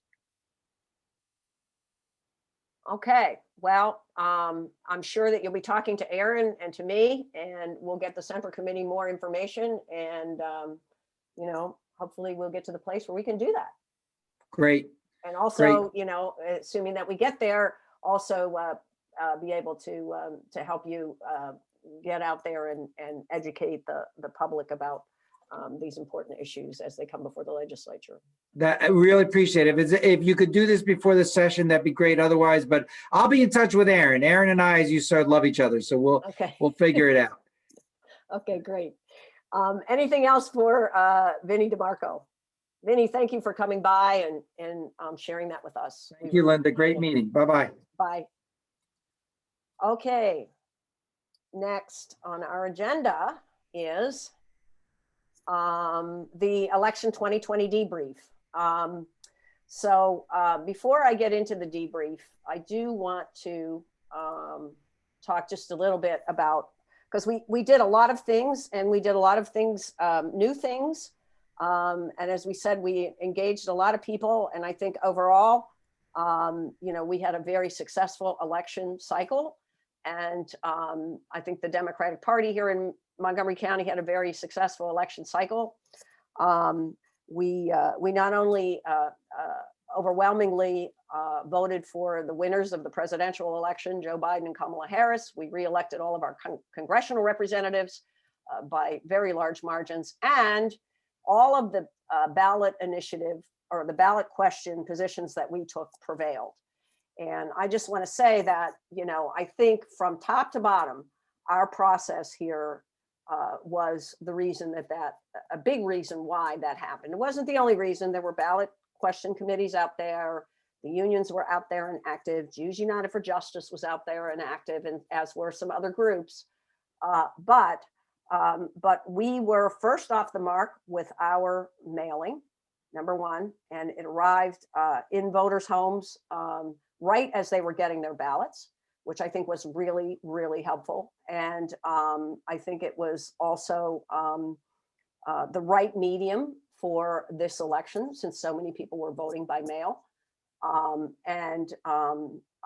know that it had an effect because we were getting all kinds of calls on the hotline. Also, I know because of the results, actually the in-person vote on the ballot questions wasn't nearly as strong. And on question D, the in-person vote, if that had been the only vote counted, like Donald Trump would want to do, that would have failed. But because of the strong vote from the mailed-in ballots and the ballots dropped off, the non-in-person ballots, absentee ballots, it went our way. So that was all really terrific. We should feel really good about that. And like I said, our process from top to bottom was excellent. Starting with our ballot question advisory committee headed by Erwin and the volunteers who were on that committee, including Daniel and Lori from the Central Committee as well, and Harold from the Central Committee, as well as the volunteers from the precinct organization and elsewhere that supplemented that. I know saw Sheldon Fishman came on this call. He was on that committee. So they did an excellent job under very tight time constraints. You all remember the meeting we had with the precinct organization. And leading up to that, there was, under the leadership of that ballot question advisory committee, there was a lot of education of precinct leaders and other thought leaders in the Democratic Party here in Montgomery County. And that was excellent. And then the meeting itself was excellent. The transparency was wonderful. And the fact that that we're able to say we had a democratic process and arrived at these positions through a democratic process. It wasn't that we, just made an endorsement because we always make an endorsement, or we made an endorsement because the elected officials thought we should make an endorsement. We actually had a democratic process where people voted and discussed it and voted, and we came to those positions. I'm so proud of that, and I'm so proud of all of you for leading that. I think it was terrific. And then the fact that we fanned out after that and continued the education and continued to be advocates for those positions that we took. That's exactly the way the process works. That was democracy. That was democracy in action, and we prevailed, and we should feel extremely good about that. I just wanted to say that, and I wanted to congratulate everyone. I also do want to make the point that on the presidential election, as Harold pointed out, we're not done yet. On the national scene, we do have to elect 2 senators in Georgia so that we can control the Senate. We have, there are many efforts underway to do that. I've been involved. I was on a call last night with the Ossoff and Warnock campaigns. And of course, Stacey Abrams' Fair Fight is involved in this as well as the Georgia Democratic Party. And we are working to figure out how best we can help them. I'm going to put some information in the chat about the Georgia Senate race, and we can have a fuller discussion on it after we go through some of this election debrief. But a couple of things. One, we're going to continue to put information in our newsletter, both our general newsletter and our Volunteer Action Network newsletter, about how you can help in Georgia. But let me just say this. So I know a lot of people want to get in their cars and drive to Georgia. and they want to go down there and they want to make it, be on the ground and help. Let me just say that although no one has been told not to do that, and they certainly are happy to have that, we do have a raging COVID pandemic underway. And the campaigns are very cognizant of that. So as of right now, they are not doing canvassing. At best, they will be doing lit drops. That's what they'll be doing on the ground. And for that, they would like help, but what they really need now are two things. One, money. They need money. Even small donations are very, very helpful. And they need phone banking. Now, I know people don't like to make phone calls, but that's what they need. They need phone calls because voter registration is still underway. Texting, text banks are also helpful. And there are some efforts to do postcards, although the campaigns themselves are not really involved in that activity at this point. So I'm going to put in the chat, Michael's put a couple things in the chat that we have been publicizing. I'm going to put some things in from last night that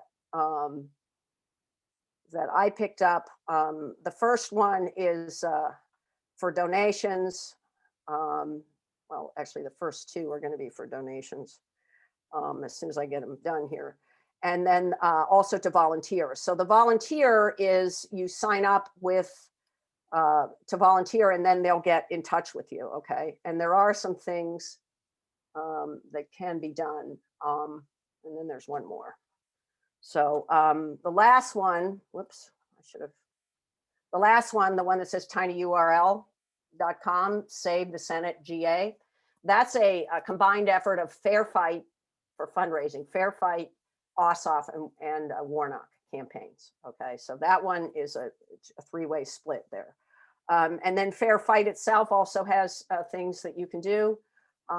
They are still getting their act together down there. I know that Yvette Lewis has been speaking to the Georgia Democratic Party.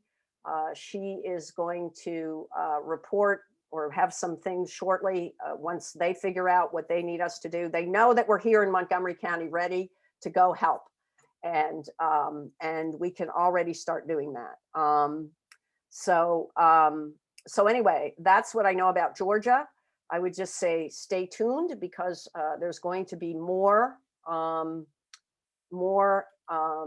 Georgia and more that you can do for Georgia, for the Georgia Senate race. And we will keep putting it out there as soon as we get it. Let me go back to the agenda because I think next is, yes, voter protection, Mimi and Joe Gephardt. Let me just say before you start that both of these two folks, Mimi and Joe, worked tirelessly during this election. Mimi was, I hope that wasn't Mimi coughing because she was in Damascus all the time outside in the rain and everything else. But anyway, Mimi was herself in charge of the Damascus early voting site and really spent a lot of time and energy there. And then of course, Joe worked, I don't know, I want to say night and day. That might not, he might say maybe not night and day, but almost night and day on this to make sure that we had a very robust voter protection program, which we certainly did. And we certainly were able to help voters make sure that they could cast their votes freely and fairly. And we also had great coverage with our voter protection program. People were really proud to be a part of that. So I want to thank you, Joe. When I asked you to help with this, I had no idea that I was going to make it such a big part of your life. But anyway, thank you very much for everything that you've done. And Mimi, do you want to start off? Yeah, well, I wanted to thank Joe very, very much for his big help and support. I also wanted to give a big thanks to Shuridi because she always helped with giving us updated with the volunteer list and site captains and all that stuff. So it was great experience. I loved every minute of it. And it worked, and now we won. Woo, woo, woo. So all the hard work is gone now. So, and we have to celebrate. And now I'll turn it over to Joe to give a detailed report. And thank you again, Joe, for all your hard work and keep us informed and keep us together. Thank you. Joe, go ahead.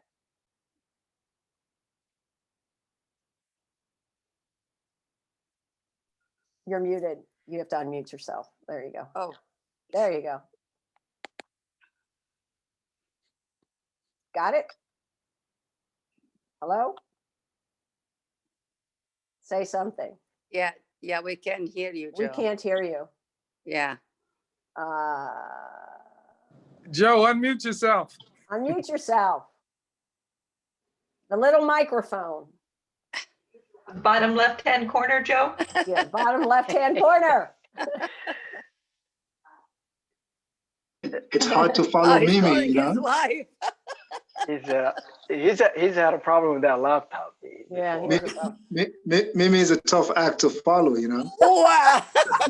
Joe, if you take your cursor to the bottom left corner, it will come up. Yeah, his wife to the rescue. Linda, can you, Linda? Take care of it. Oh, that's it. Wait, his son will help him. There we go. Yeah. All right, now say Hello, something. can you hear me now? Okay. All right. That's my son, Dan, and Linda knows Dan from other things. So let me open up by saying that I'm going to try to keep this report short because a lot of time has been used up by others. And I put a lot of written material into the materials for this meeting. And I wrote a detailed report, 3-page single-spaced report on what we did. I took the trouble to write this so that you would have this for the future. We did a lot of kind of new and interesting things, and we did a lot of tried and true things in this. And the combination was like an all-court press on voter protection and how voter protection worked with our modest outdoor electioneering. So one thing I want to do opening up is to give a shout out to Linda Foley, our chair. She enlisted me in this and pig in a poke and so on.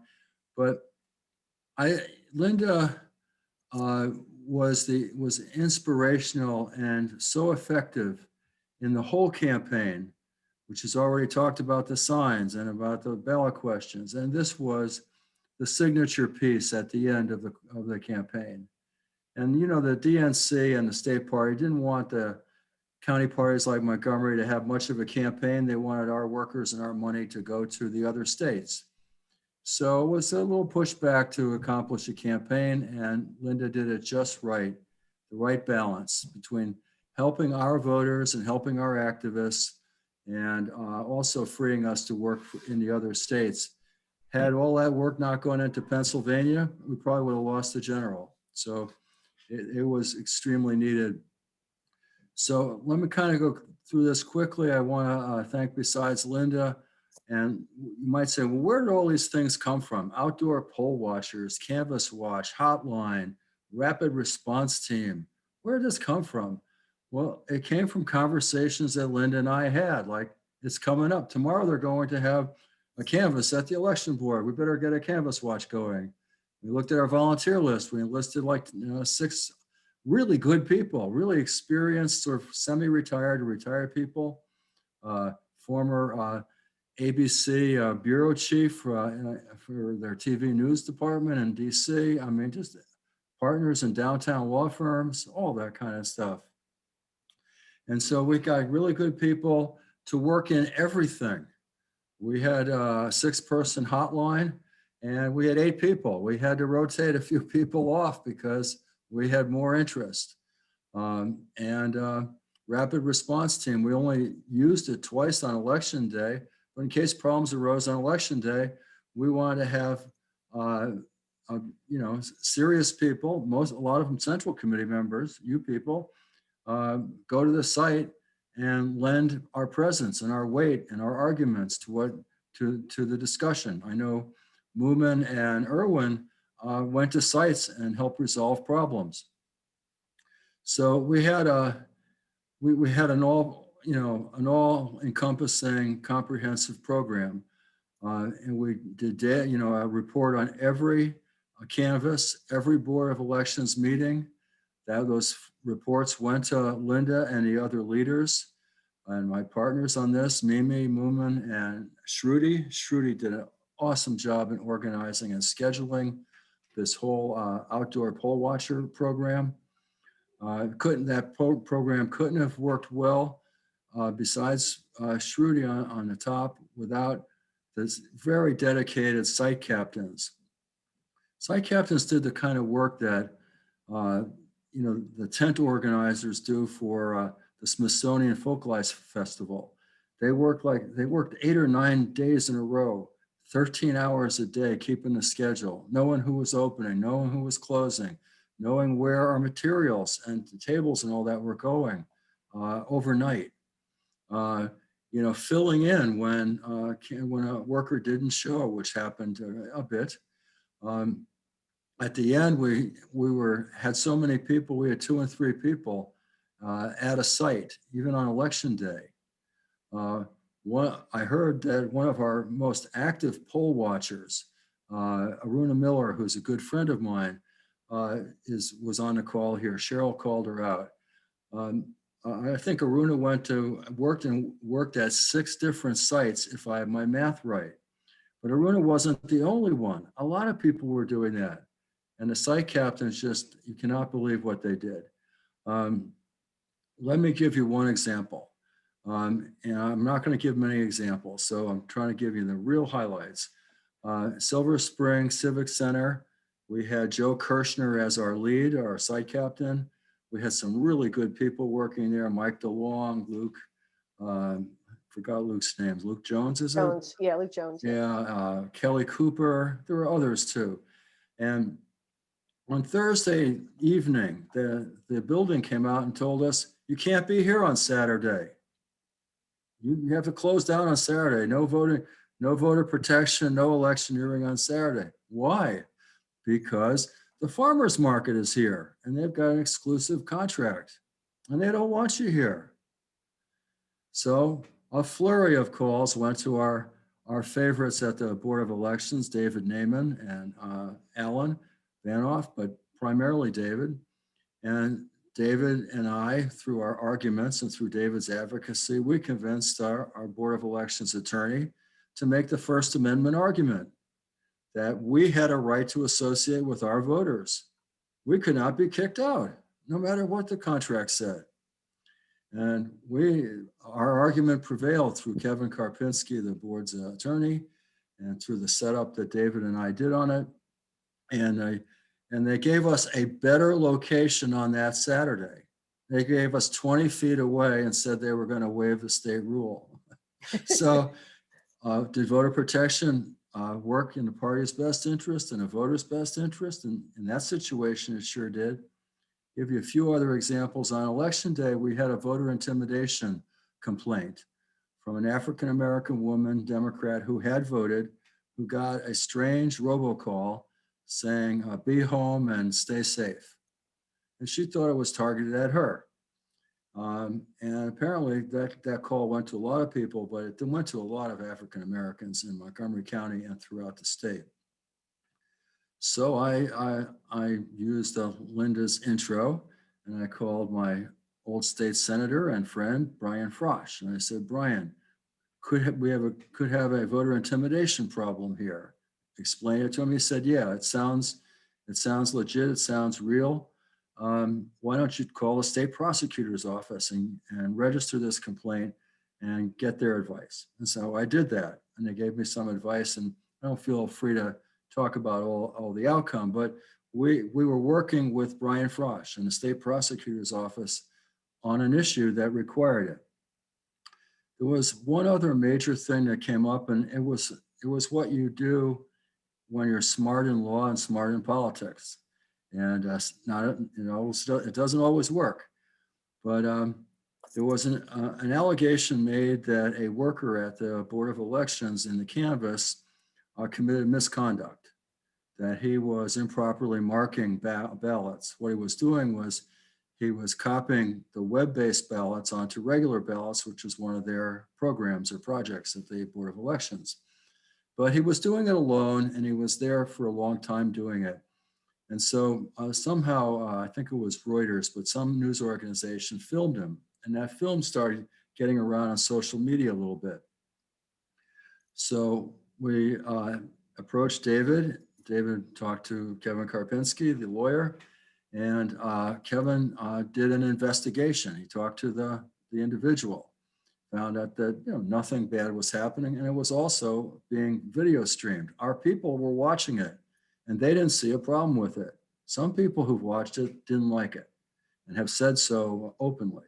But our Canvas Watch thought, they watched it. They thought that was the way they were doing. They thought the workers did a lot of strange things that they wouldn't advocate, but they were working hard, and that's what they look clean and they were working hard. So Kevin did what he called an investigation promptly, and he found no misconduct, no wrongdoing. And so that blunts and kills off any argument that there's voter fraud or that the election workers are committing irregularities. And so we nipped this in the bud by going to the right people, and luckily they supported us and they got the job done. And then lastly, and I think this is truly awesome, our people noticed that the mailed-in ballots were building up. There were just too many. It looked like one time, one of the Board of Elections people told our monitor who came in person, "Hey, we're going to be done by December." We thought that was like, come on. The public won't stand for it. We won't stand for it. So we knew that they needed more staff, more resources. They were always saying, we're doing the best we can. More help is on the way. We're going to bring in some employees from other agencies and all that. But it wasn't happening, from canvas to canvas, which is like every 2 days.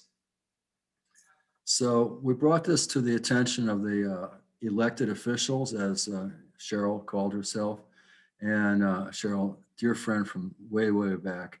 And so we contacted them, and Linda was seeing these reports. So Linda went to the next Board of Canvassers, which is a Board of Elections meeting, and she argued for more staff and more resources and a quicker count and a more transparent count. She wanted the scanning to be done in public on the video stream. Really good. So we helped prepare through our Canvas Watch the issue that Linda addressed. And also Congressman Raskin wrote a really good letter at the same time on the same point. And kudos to Jamie and his staff for seeing that. So those are some highlights of how we protected the right to vote and even the right of the Democratic Party to associate with our voters. And in voter protection, you're trying to make sure that everybody has an unhindered right to vote if they're a legal registered voter, and then you can register on election day, the day you vote. And every vote should be counted. Every vote cast should be counted. And I think we did a really admirable job in addressing those goals and being successful in those goals. And I couldn't have done it without many, many people helping. It's a comprehensive program with site captains, Canvas Watch, hotline people, rapid response team, and Shruti with her massive scheduling job. I was feeling bad at night or in the mornings when I woke up and I got emails from Shruti from 2 a.m. and 4 a.m. She was scheduling these people all night. So I want her to get some time to explain it. She ran the whole election day, poll watcher program, scheduling it and really getting almost all of the election day site captains. So please read the materials. There are 3 kind of letters that explain from people who worked in the program what was going on. One is a description of a Board of Canvassers meeting, the one that Linda spoke at. I know the newsletter picked up a lot of the content we were creating and put it out there. So good credit to Michael for his work on it. And as we worked on this, David Naiman was a great colleague on, it's not, I guess it's not supposed to be, but he was great. So, Alan gave us a lot of tips and information. Alan Banoff, longtime friend. So I think it was a really a really great team effort in Montgomery County. It made us feel good about the voting. It was I don't know if we'll ever have this again, where you have a lot of mail-in ballots and then a lot of early votes and then a lot of election day votes and a huge turnout we had. I don't know if we'll ever have that, this unprecedented times, unprecedented election. But I think, the Montgomery County Democratic Party rose to the challenge. And I really am proud of it, the whole thing. I'm glad Linda asked me. And we're still watching the canvass. And after election day, we were getting hotline calls from people saying, did my vote get cast? Did you get my vote? So I don't know. Hopefully the election in Montgomery County will be over soon. But we'll stay on it until the last vote is counted. Okay.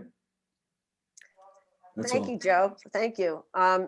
Before I do want to also go to Shruti about the volunteers who were involved in this effort. It was massive. It was 400 volunteers, over 400, right, Shruti? Over 400 volunteers. But I want to ask anybody, does anybody have any questions about the voter protection program itself?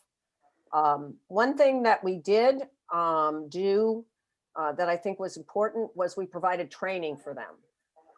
And we made a real effort to make sure that no one went to the polls like, I don't know what to do, right? So when they showed up, they had materials, they had instructions, they had gone through a training, they had a poll watcher certificate. So even though they may not have been experts, they at least knew what to do. They had a protocol that they knew that they could follow. And I think that made a big difference in terms of their experience and their effectiveness at the polls. Thank you again, Joe, for all your work on this. It was great. It was a great experience, I think, all the way around. Shruti, do you want to talk a little bit about the volunteers? Before you do that, let me just say that we are having a debrief with the volunteers in this effort on Thursday. If anybody wants to join, it's at 5:30. This was requested by a couple of them. They wanted to debrief, and we wanted to see, what we do right, what we do wrong, what are we going to do going forward. And I think this is a crew of 400 people that we definitely need to keep engaged in our party work here. Linda, Shruti. before go ahead. Linda, Go ahead, Moomin, go. If I could just quickly say to Joe, it was a pleasure working with you on the Voter Protection Committee. You're just an amazing guy, and hopefully we'll keep in touch. And we're gonna miss you. Yeah, I don't think he's going anywhere. Yeah, Joe and I have had a lot of conversations, a lot. But it really truly was a great experience and a pleasure to work with Joe. So thank you, Joe. You're welcome, Moomin. You're welcome. And honestly, a lot of times Moomin would call me and say, hey, did you see that email? And then I knew that he was pointing me in the right direction. So thanks, Moomin. Shruti had the same impact on me too. She gave me a lot of really good advice in the clinches when it counted. So thanks, Shruti. Shruti, do you want to talk a little bit about the volunteers? And then also if you could talk, just give a little report about the phone banking that we did, which was also something really good that we did. We did phone banking every Sunday with the precinct leaders and others into the actual precincts themselves. Shruti, do you want to go ahead and just talk Sure. about Thanks, that? Linda. And I'll keep it brief, but I do have highlights that I have written down, and I just want to share those to inform the Central Committee on how we worked on this together. So first of all, thanks to Linda and Joe. It was great working with both of you, incredible leadership and team effort here. We had over 400 plus volunteers who responded just to our call for action from the newsletter. And in addition to that, we had other volunteers that we also recruited in collaboration and outreach efforts to the ballot committees, JUFJ and council members. Like, so much thanks goes out to Dave Coon's help from Tom Hucker's office. And we had the staff of council member Will Javando, they helped us as well.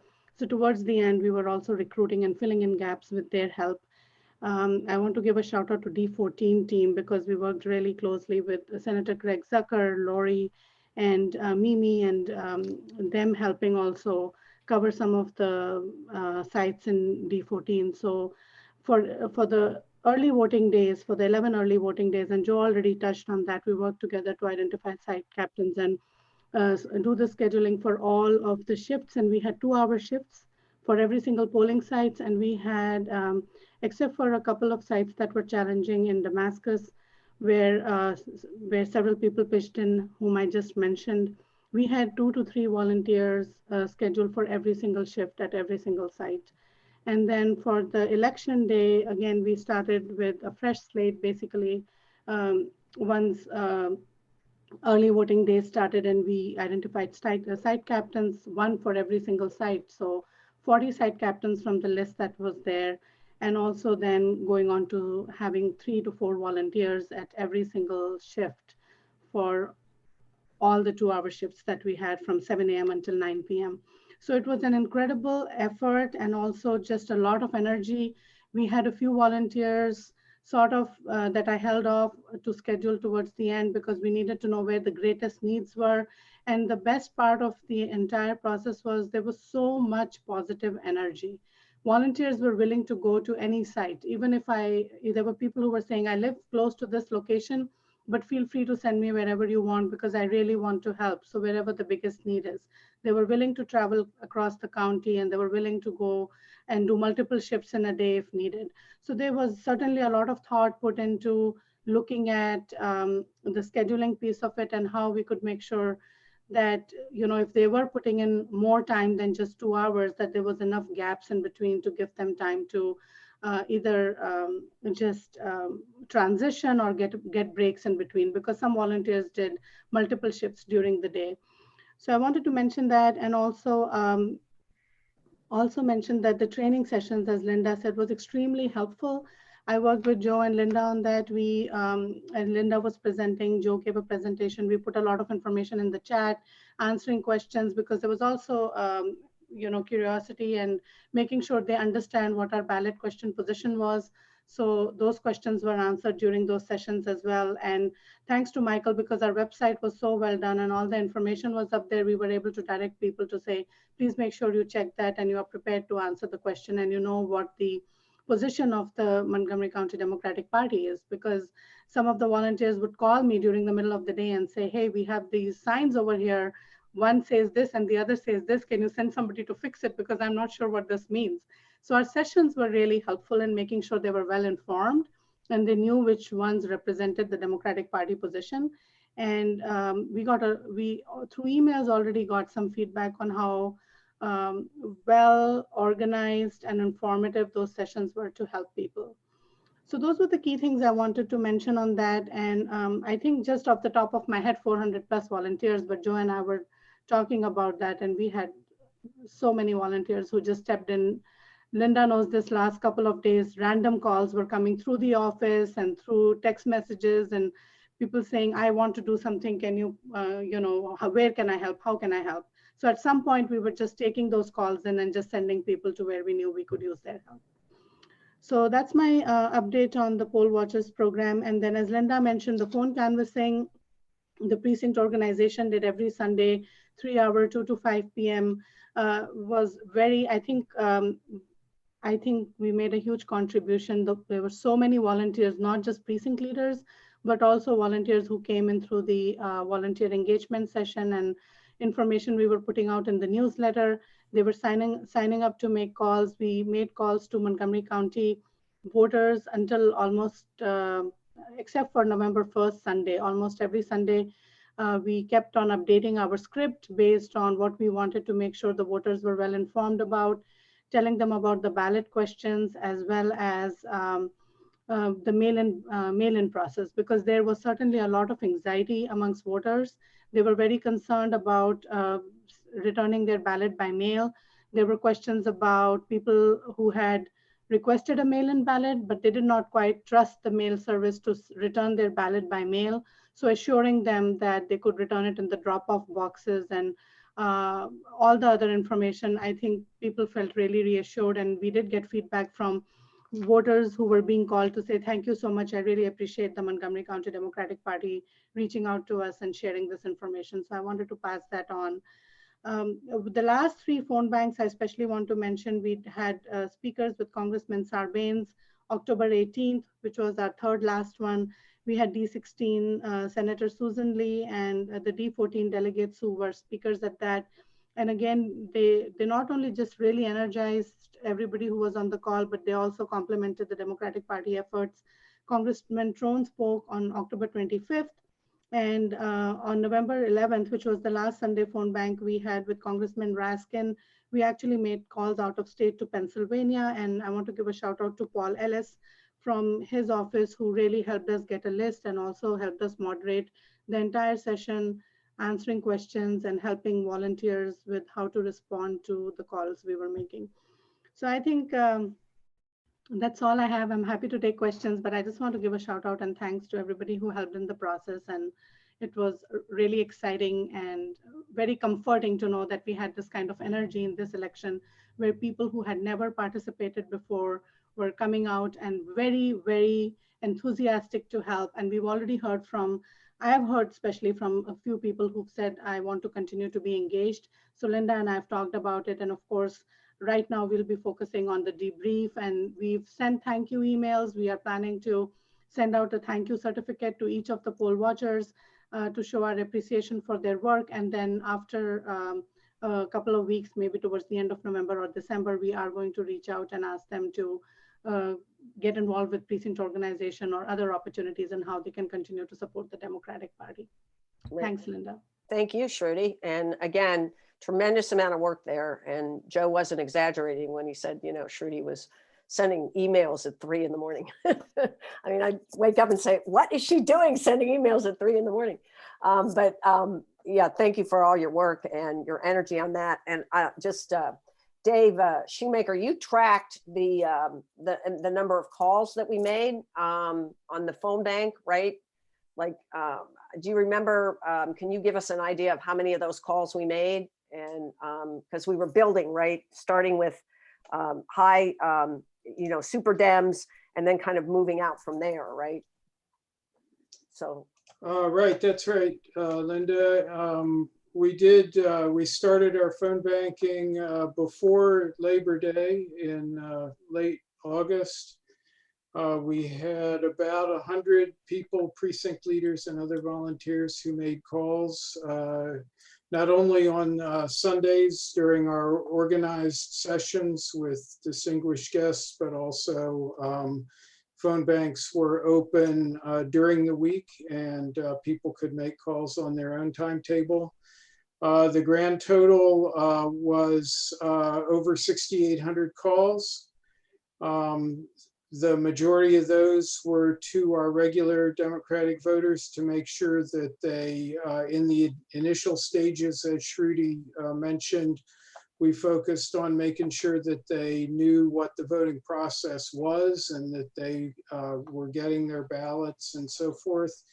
In the later stages, it was making sure that they knew what the Democratic Party positions were and that they were returning their ballots or otherwise making sure that they had their voting plans. So 6,800 total calls. We reached and spoke with 15% of those. So we had a pretty good return in terms of contacts, and we were leaving messages, and we were able to leave messages for an additional 51%. So all in all, we connected one way or the other with about 2/3 of the people that we called. So I think it was a great effort and an unprecedented effort, given that, we knew it wasn't going to be a traditional election with precincts and bag day and all of that kind of stuff, that we found other ways to give our precinct leaders the opportunity to be involved. Yeah, and Dave, shout out to our district leads, right? I mean, they're always helpful. You know, we have representatives from each district that serve on the policing organization steering committee. So shout out to them. They do a great job. Absolutely. It was truly a committee-led volunteer effort. And speaking of earlier, it was mentioned, I think Linda mentioned how our ballot positions were determined by a grassroots vote of the precinct leaders, and upon the recommendation of Irwin and the Ballot Question Advisory Committee. And I was at one of the polling places on election day and actually had a conversation with one of the voters about exactly what our grassroots process was. So, you know, being able to really cite chapter and verse of exactly how we did that as a committee-led effort with our district leads and the precinct leaders was really nice to be able to do that. Yeah. Really Yeah, good. Linda, I put Yeah, in go ahead. in the chat 2 comments. I wanted to touch on 2 quick things. One is certainly shout out to our steering committee members, because district leads really did push out the information on our ballot questions, but also push out phone bank information, trying to get everyone to participate so we could really have a good show of turnout for our phone banks. But also we had volunteers who helped translate this script in Spanish. And one of the volunteers really did a great job with a very quick turnaround, almost on the same day when we had to update our script. So I wanted to mention that. And also to Rochelle, I want to give a huge shout out to you and Rochelle for putting together all the boxes of materials that we gave out to our poll watchers for each of the sites. I know that the volunteers really, really appreciated having the mask and all the PPE kits. And just so the Central Committee knows, we did run out of the blue wave masks. We knew we didn't expect this kind of a turnout. We didn't have materials for so many people. And it was really resourceful how we pulled together what we could to make sure everybody at least had a mask and everything, something that they could feel they had a memento. But at the same time, I've heard from volunteers who love the blue wave mask, and they asked if the Central Committee would order more so they could have one more. So if we ever decide to do that, I think it would be great to, you know, give one out to anyone who didn't get it. Yeah, so perhaps we can do that if we have enough money. So are there any questions for on any of this? I mean, it truly was a terrific effort, and I think we should all be really proud to be a part of it, right? Just really was really good, and the results show that it was good. Okay, thank you, Dave and Shruti, and of course Joe, for all of that work. Next, I just want to touch on the agenda. I have fundraising. I don't think Greg really has anything to report there, but I'm just putting him and you on notice that we are going to have to do some fundraising here in the next few weeks.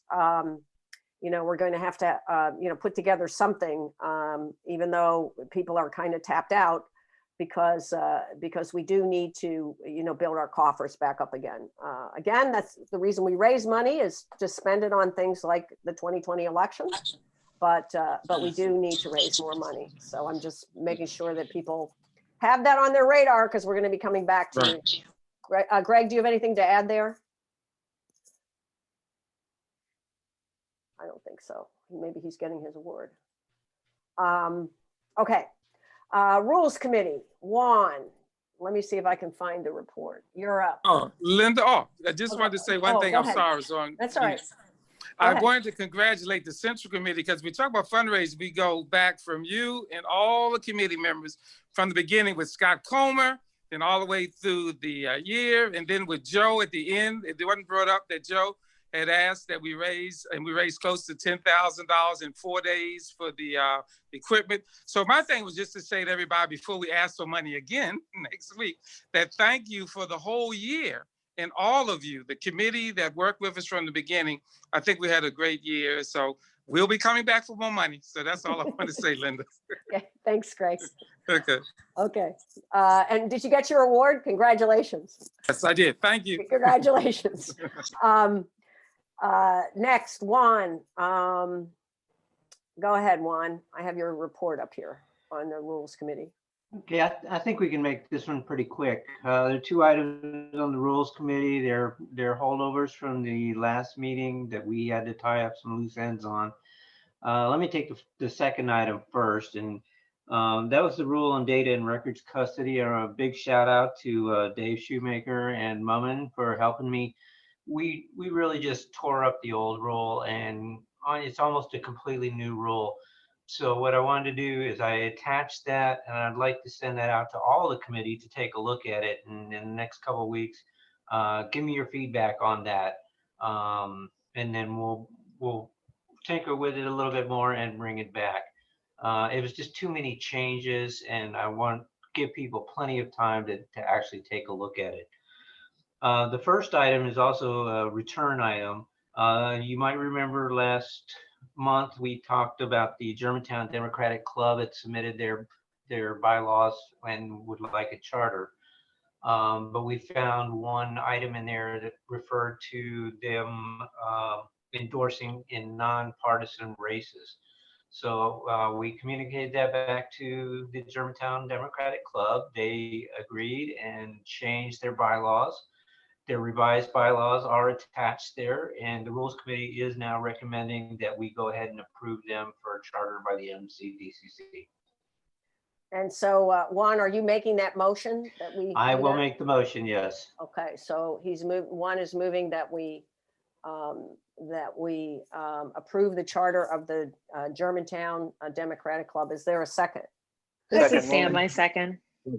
Okay, thank you. Sam seconded. Any further, any discussion on approval of the Germantown Democratic Club rules? Hearing none, I will take the vote. All in favor, signify by saying aye. Aye. Aye. Opposed? No opposition. Thank you. Juan, do you have anything else on the Rules Committee? No, that's it. Thank you. Okay, thank you. And we'll look forward to seeing your language on the change in the rules regarding custody. It's actually there on the very end. Oh, it is. It's on the end of this report. So are On the end of the report, yeah. I didn't page all the way through it for the group because it would make you nauseous. But did you? So are you asking that we vote on that at the next meeting? Perhaps is that what you're saying? Well, we'll take it back. Depending on the feedback we get, we probably will bring that back for a vote at the next meeting, yes. Okay, all right. So give Juan your feedback before the next meeting, okay? Okay. Quick question, if I might, Yes, Linda? go ahead, Dave. Yeah, Juan, this just occurred to me. I don't know what the protocol is on proposed rule changes. Can we share this with the Precinct Organization Steering Committee, since some of the provisions have to do with the handling of precinct official information? You're certainly welcome to share that with them. It is a public document. The decision whether or not to approve the rule, which applies to the Central Committee, is the Central Committee. But if they tend to influence your decision and which way you want to vote or make changes or recommend changes, that's the democratic way. Okay. I'm for that. Some people in government are not. Some people currently in government are not. One person, at least. Anyway, okay. Thank you, Juan.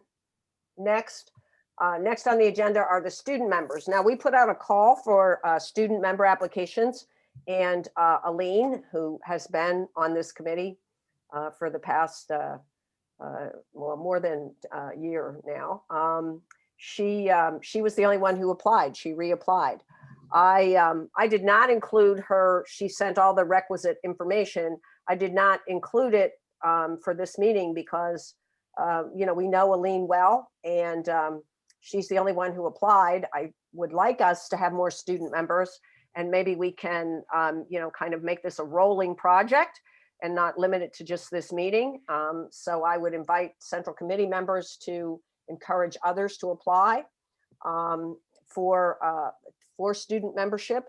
But since Aline is the sole applicant, and she's someone we know is a quality person and has been working with us all this time, I would like to entertain a motion to elect by acclamation Aline Charcodian Rogers, student member on the MCDCC. So Moment. Moved by Moomin. Is there a second? Second by Daniel. Seconded by Daniel Caroma. Is there any discussion? Enthusiastically seconded by Daniel Caroma. Is there any discussion? Just a question. This is Arthur. Yes, Arthur. So basically, we're gonna leave the other slide open, a possibility of leaving the other position open to vote on it, get somebody, until we find somebody to Yes. fill. Yes, if that's okay with the committee, that's what I'd like to do. Yes. Okay. that's all. Okay, any other discussion? All right, all those in favor of extending the student membership of Aline Charcodian Rogers signify by saying aye. Aye. Any opposed? I didn't think so. Thank you, and we're glad that you're staying with us, Aline. Thanks for applying again, and we look forward to working with you going forward. I know you were extremely active in this campaign season and elsewhere, I mean, other times, and you know, it's just great, and we're so happy that you've chosen to spend your activism with us. So thanks, and we look forward to working with you. Anyway, next, old business. Does anybody have any old business that we need to bring up? All right, hearing none. Under new business, I just would remind the committee that next month is officer elections, okay? We did not have an executive board meeting prior to this meeting with the election and everything else coming up. But I think we probably will. Well, I know we will have one in the next couple of weeks. So other people who are interested in being officers, you know, think about it. And, you know, we have elections in December. Okay. So I just want to put that on your radar. Also, are there any announcements that we need to make at this meeting? Other than we have a new president-elect and vice president-elect? If everyone knows. No other announcements? Good. Okay, I just, again, want to thank everybody for all your work on this election. I know a lot of people, you know, worked with the Central Committee. Other people worked, you know, went out and worked and made calls to swing states. I know several Central Committee members were on the ground in swing states. And just a whole lot of work went into this. So many people helped us with our poll watching and election and you know, on the ground effort. You know, coordinating volunteers in the office, raising money, all of it. I mean, when I first took on this responsibility to be chair, I said, you know, it's important for us to be the leaders of the Democratic Party. Well, guess what? We are.